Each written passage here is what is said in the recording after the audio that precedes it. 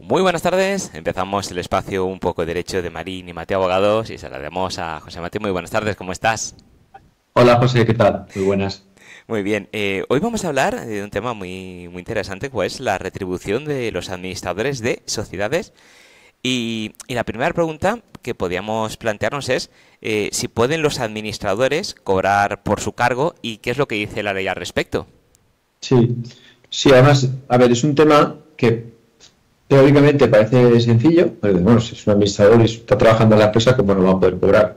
Pero da muchos problemas, sobre todo a efectos fiscales, ¿vale? El problema no es tanto lo que cobra el administrador, sino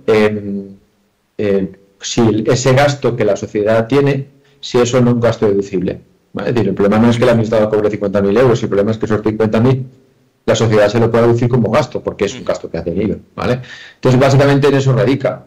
Una cosa que teóricamente es sencilla, porque el problema es que ya partimos de la primera premisa de que si tú le preguntas a alguien si los administradores en principio deben cobrar, la mayoría de la gente diría, hombre, claro, están trabajando, pero es al revés. O sea, de hecho la ley de sociedades de capital te dice justo lo contrario, que en principio, salvo que los estatutos digan lo contrario, el cargo del administrador es gratis.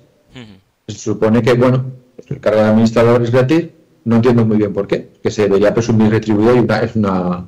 Pero bueno, muchas veces lo que se establece es que como normalmente los administradores, si no son socios, son gerentes y por lo tanto tienen un contrato laboral, por lo tanto ahí hay una relación laboral, y si son socios, muchas veces cobran por ser socios o por hacer trabajos para la empresa. Eso es un poco el sentido, ¿no? Porque al final uno lee la ley, como que el cargo del administrador se presume gratuito salvo que los estatutos digan lo contrario, ¿no? Y además, no solamente es que lo digan, es que lo deben decir de forma clara, ¿vale? Y no solamente es que lo digan de forma clara, que esto es otro aspecto que ya empezamos con los problemas, es que además los estatutos de cada sociedad deben decir cómo se paga, porque además no hay un sistema único, puede ser una cantidad fija, puede ser un variable, un porcentaje hasta un máximo del 10% de los beneficios que establece un máximo la ley del 10%. En algunas empresas grandes, por ejemplo, dietas por asistencia a juntas del Consejo de Administración, entrega de acciones. O sea, no se puede pagar si la ley, es decir, si la ley, me refiero al estatuto, que es un poco la ley que rige la sociedad, junto con la ley de sociedad de capital, no establece el sistema en concreto. O sea, si dice que la retribución es un porcentaje, no puede cobrar acciones. No sé si me estás entendiendo. O sea, Sí. es un poco el sentido, ¿no? Y luego, aparte, no solamente debe estar acordado en los estatutos, que es y cómo, ¿vale? Sino que además hay otro concepto que es un poquito más delicado, ¿vale? Y es que ahí es donde viene el problema que te decía. Si no se establece esto, el administrador tiene que tributar porque evidentemente ha cobrado, ¿vale? Sino que además puedes encontrarte dos problemas, ¿vale? Primero, que la administración te lo considera como un regalo, cosa que es un problema descomunal por lo que complica un coste, o si no es un regalo, da igual, porque tienes que tributar como rendimiento del trabajo o como rendimiento de actividad, pero encima la sociedad, si te ha pagado 50.000 euros, no se lo puede decir como gasto, con lo cual vas a dar 50.000 euros más de beneficio y vas a pagar ahí un 23-25% más de beneficio, con lo cual el problema es doble, ¿vale? Entonces, eso es un poco el marco inicial, ¿vale? Es decir, ¿por qué es tan importante?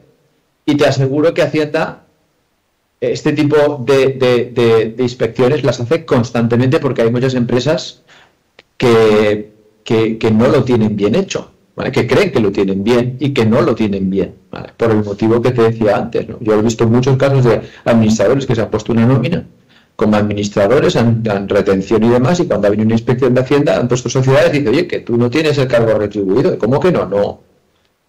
Y entonces, claro, tienes un problema gordo en el tema de personas, sobre todo respecto al impuesto a sociedades, ¿no? Y si además el administrador trabaja en la empresa como gerente o director, se complica más todo, supongo. Claro, es que en una empresa grande muchas veces el administrador pues puede tener una retribución o no. Y está claro, el administrador que ejerce funciones, que solamente puede ser un socio o no que es un socio, ejerce funciones, pero suele tener un gerente, ¿vale?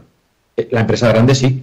El gerente tienes un contrato, es una empresa, es una relación laboral, un contrato laboral de alta dirección o un contrato laboral, pero el administrador no. ¿Qué ocurre? Que el 99% de las empresas en España son pymes y el administrador es socio y además tiene funciones ejecutivas y que trabaja, es el que dirige la empresa, que es lo que la gente tiene. Entonces, claro, Ahí el problema es que hay una teoría fiscal barra mercantil que le llaman la teoría del vínculo, y es que el administrador, si es administrador porque es socio, que luego además la ley laboral para efectos del régimen encasillarte si es obligatoriamente autónomo o no, ya incluso establece unos requisitos, que si tienes más de un 25, menos de un 25, más de un 33, pero bueno, eso es una cuestión laboral, ¿no? Efectos de encasillarte en el autónomo, tal. Hablo de cuestión fiscal y mercantil, pero de entrada tú, el 90% de los administradores que tú conoces que tienen su empresa, no pueden tener contrato laboral, tienen que tributar como administradores, ¿vale? Por lo tanto, aquí tenemos un problema. Es decir, no puedo tener contrato laboral, tengo que tener... ¿qué ocurre? Que mi función como administrador, para que no haya problemas, Hacienda exige, tanto si hay un consejo de administración como si es una junta, firmar un contrato ejecutivo. ¿Por qué? Porque si se van a retribuir esas funciones como administrador, independientemente que esté autorizada por la junta, ¿vale? Se recomienda que haya un contrato, sobre todo fundamentalmente cuando hay un consejo de administración, ¿no? Un contrato de consejero delegado o ejecutivo, ¿vale? ¿Para qué? Para que se diga exactamente qué conceptos retributivos se están pagando, cuáles son las funciones y se considere que efectivamente es un gasto proporcional, ¿no? Y bueno, escuchándote precisamente ahora lo que nos has contado, si alguno de nuestros oyentes tiene alguna duda o no sabe si lo ha hecho bien o prevenir exactamente, ¿cómo pueden contactar con vosotros para que les podáis asesorar? Bueno, que nos llamen al despacho o que nos hagan una consulta. Si entran a la web marinimateoabogados.es, pues que no, ahí tienen todos los datos para llamarnos. Nos llaman, preguntan por nosotros y les vemos, les hacemos un análisis o fino. Normalmente estos casos siempre lo mejor es planificar. Luego a toro pasado, luego todos son trabas. Cuando ya Hacienda te esté inspeccionando, ya mal, ya la cosa suele tener poco arreglo. Normalmente, ya cuando lo estoy en el punto mal.